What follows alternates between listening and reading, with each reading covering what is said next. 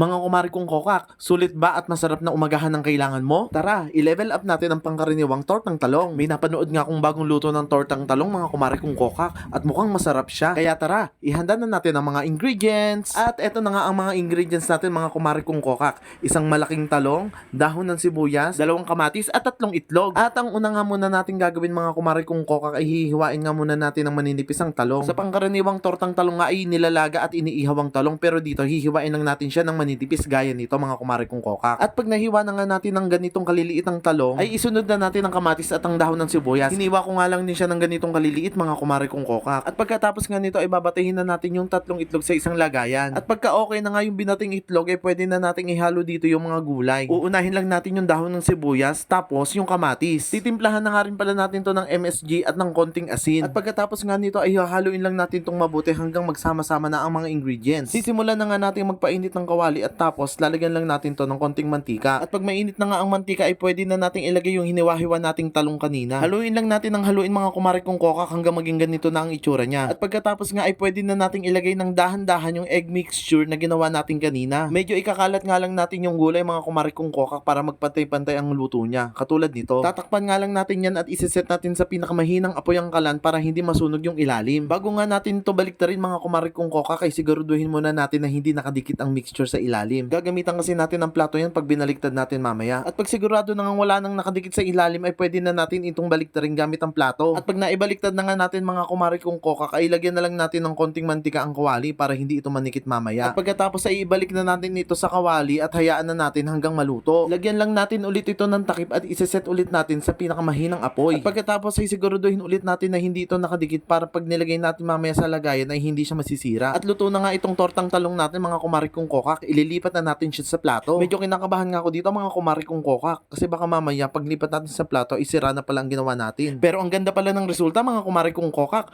Perfect! Tignan nyo naman mga kumari kong kokak. Napakaganda ng pagkakaluto. Ang ganda-ganda ng kulay niya, diba? Nakakataka. Tara, tikman na natin ng tortang talong ala kokak.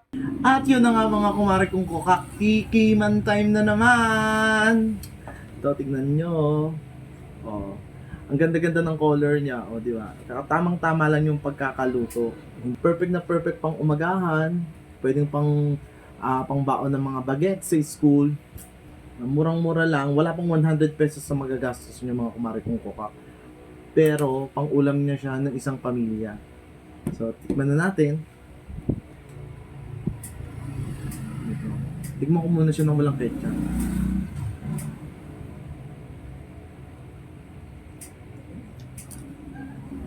Masarap. Ang sarap. Ang sarap ng mga kumari kong kokak. Natin ng ketchup. Perfect siya pag may ketchup. Perfect talaga siya pang breakfast mga kumari kong kokak. Sobrang sarap. Mas perfect siguro pag may kanin ito.